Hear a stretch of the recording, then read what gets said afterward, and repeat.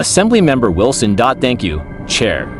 Policing by consent relies upon the police being rooted in the community, and I think these front counters in the buildings have a fundamental part to play in that. I've had more correspondence on this than any other issue since being elected to the Assembly last year, and I'm sure other members have had similar volume of correspondence. But I think that the response to this issue, shows in many ways exactly where some of your priorities really are. The fact that you're spending over £25 million over the next 3 years to decarbonize police buildings, while shutting or slamming the front door in the faces of Londoners who want to access those buildings across our city. And this is at a time when concerns about crime are off the scale. Mr. Mayor, is London lawless? So when he was a member of the Conservative Party and the mayor was Boris Johnson, he closed 341 buildings?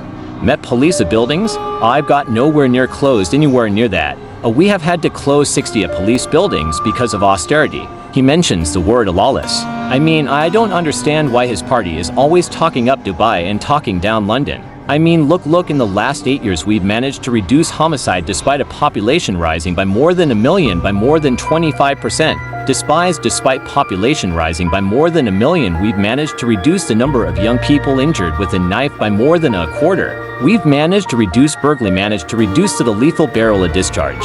According to the ONS, the Office for National Statistics, you are less likely to be the victim of crime in London than the rest of England and Wales. Beg upon vile victim of violence in London and less likely the victim of violence with the injury.